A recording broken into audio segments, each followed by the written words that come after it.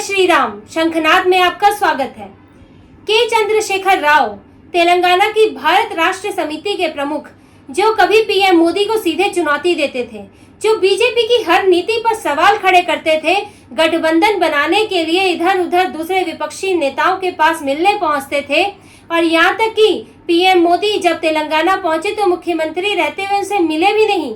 वही के चंद्रशेखर राव आज बीजेपी में सहारा खोज रहे हैं। आज पीएम मोदी से गुहार लगा रहे हैं कि उन्हें तेलंगाना में बचा ले, उनकी पार्टी के अस्तित्व को बचा ले, नहीं तो कम से कम उनके परिवार को ही बचा ले, क्योंकि कांग्रेस का कहर इस तरह उन पर टूट रहा है कि उनको ना पार्टी बचती दिख रही है और ना ही परिवार बचता दिख रहा है। इसीलिए केसीआर के बेटे केटी रामा राव आजकल दिल्ली में हैं। वो दिल्ली में बीजेपी के नेताओं से मिल रहे हैं, चाह रहे हैं कि टॉप लीडरशिप से बातचीत हो और किसी तरह उन्हें तैयार कर लिया जाए कि बीजेपी तेलंगाना में उसकी बैसाखी बने, उसे कम से कम अगले चुनाव तक कुछ बेहतर परफॉर्म करने तक उसके अस्तित्व को बनाए रखे। और इसी वजह से बीजेपी को वो तैयार करने के लिए लगातार बैठकें कर रहे हैं, क्योंकि दिक्कत ये है कि बीआरएस की इस वक्त तेलंगाना में बहुत बुरी स्थिति है।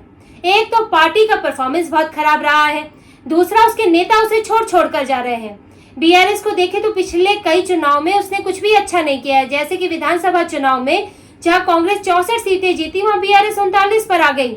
हालांकि एंटी इनकम्बेंसी भी थी, पर फिर भी टक्कर नहीं दे पाई और कांग्रेस जो है पूरी मेजोरिटी के साथ जीत ले गई। इस चुनाव में बीजेपी तक ने 8 सीटें जीती थी। ग्रेटर हैदराबाद कॉर्पोरेशन के चुनाव में वहां भी बीआरएस को झटका लगा, बीजेपी ने वहां 48 सीटें जीती और बीआरएस की सीटें कम हुई थी। अब लोकसभा चुनाव देखिए, जो अभी हाल में लोकसभा चुनाव हुए, बीआरएस जो है 0 सीट लेकर आई है और यहाँ उसका प्रदर्शन जो है बिल्कुल ही निराशाजनक रहा है।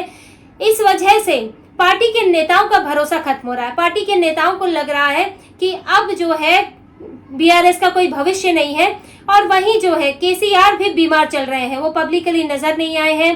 वो जो पार्टी का चेहरा थे, प्रमुख चेहरा जिन्होंने पार्टी बनाई, वो नहीं दिख रहे हैं। और जब प्रमुख नेता नहीं दिखता तो विश्वास तो डगमगाता है। तो केसीआर को पार्टी के भविष्य, अपने भविष्य को लेकर भी चिंता है और यही चिंता जो है उनकी पार्टी के नेताओं को कांग्रेस की तरफ ले जा रही है। हाल ही में बीआरएस के 7 विधायक और 7 एमएलसी कांग्रेस में शामिल हो गए हैं। ये बहुत बड़ा झटका है, क्योंकि वैसे ही बीआरएस के पास सिर्फ 39 ही विधायक थे और एक विधायक की मृत्यु हो गई और 7 चले गए, तो अब बस 31 विधायक बचे हैं। धीरे धीरे बीआरएस खाली हो रही है। और इतना ही नहीं, एमएलसी भी चले गए, जो कि डायरेक्ट चुनाव भी नहीं लड़ते, उनको चुना जाता है, वो भी छोड़कर चले गए हैं। तो बीआरएस के लिए इस वक्त बहुत बुरी स्थिति बनी हुई है और वो चाहती है कि उसका कैडर खत्म होने से पहले, जनता के बीच पहचान खत्म होने से पहले उसका बीजेपी से गठबंधन हो जाए और किसी तरह वो अभी चुनाव लड़ सके और अपने एक नई उम्मीद दे सके अपने नेताओं को और वो पार्टी छोड़कर ना जाए। केसीआर की एक समस्या ये है कांग्रेस की बदले की राजनीति। रेवंत रेड्डी ने बीआरएस सरकार में लिए गए फैसलों, चलाई गई परियोजनाओं पर जांच बैठा दी है और केस पर केस हो रहे हैं। कांग्रेस के बीआरएस के नेताओं पर लगातार केस हो रहे हैं। इसकी वजह से भी वो कांग्रेस का रुख कर रहे हैं कि हम केस से बच जाएं, हमारे पर जांच ना बैठे, तो कांग्रेस में चले जाते हैं। वही कांग्रेस जो केंद्र में बीजेपी पर आरोप लगाती है कि ईडी और सीबीआई का गलत इस्तेमाल हो रहा है और जो धमका कर, वॉशिंग मशीन बनाकर जो है नेताओं को बीजेपी में लाया जा रहा है, वही कांग्रेस क्या कर रही है तेलंगाना में, वो बीआरएस के नेताओं पर केस लगा रही है और उन्हें डरा धमका कर अपनी पार्टी में ला रही है, बीआरएस छोड़ने पर मजबूर कर रही है।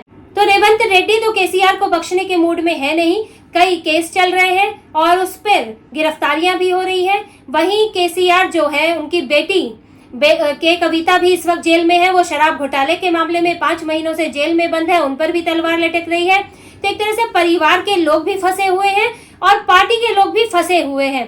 तो बीआरएस को अब रास्ता नहीं सूझ रहा है कि वो क्या करे और इसीलिए, क्योंकि अब राज्य में टक्कर नहीं दे पा रही है, तो वो बीजेपी के पास आए हैं।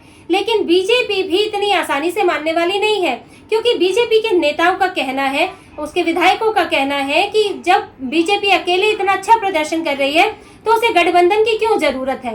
बीजेपी ने विधानसभा में सीटें हासिल की, लोकसभा में 8 सीटें हासिल की, ग्रेटर हैदराबाद के इलेक्शन में जो है इतनी अच्छी परफॉर्मेंस दिखाई, 48 सीटें लाई, तो बीजेपी को किसी के सहारे की क्यों जरूरत है।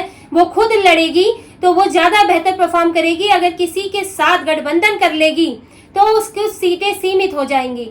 और बीजेपी के नेता बल्कि ये चाहते हैं अगर बीआरएस को जरूरत है तो वो विलय कर ले। ये भी चर्चा होने लगी है, बीआरएस को ये विकल्प दिया गया है कि वो विलय भी कर सकती है, अपनी पार्टी खत्म करो, बीजेपी में शामिल हो जाओ और फिर मिलकर जो है कांग्रेस को आप टक्कर दो। ये भी विकल्प दिया जा रहा है। बीजेपी में पुरजोर ये मांग उठ रही है कि आप, क्योंकि बीआरएस जो है कहीं ना कहीं तो प्रतिद्वंदी है ही, और केसीआर भी बीजेपी का विरोध करते रहे हैं। जब उन्हें ये लगा कि बीजेपी जो है सेंधमारी कर लेगी तो उन्होंने बीजेपी का विरोध किया और कांग्रेस का विरोध नहीं किया, जबकि कांग्रेस उनसे असेंबली के चुनाव छीन कर ले गई। तो कहीं ना कहीं केसीआर प्रतिद्वंदी तो है, तो इसीलिए बीजेपी उनका सपोर्ट करके उनमें फिर से नई जान क्यों फूके, इस तरह की बात हो रही है। तो क्यों ना विलय कर लिया जाए। अगर आप अपना अस्तित्व कायम नहीं रख सकते हो, आप राज्य में अपनी सरकार नहीं बना सकते हो, तो आप बीजेपी में शामिल हो जाओ, विलय कर लो। ये दोनों तरह की बातें उठ रही हैं और बीजेपी के अधिकतर नेता विलय के पक्ष में है। वो तो ये भी कहते हैं कि किसी के साथ गठबंधन नहीं करना चाहिए, तेलंगाना में टीडीपी और जनसेना के साथ भी नहीं करना चाहिए, क्योंकि बीजेपी बहुत अच्छा परफॉर्म कर रही है और आगे और बेहतर करती जाएगी। कर्नाटक वाली स्थिति हो जाएगी कि कांग्रेस और बीजेपी आमने सामने होंगे आने वाले वक्त में, कभी कांग्रेस की सरकार तो कभी बीजेपी की सरकार होगी।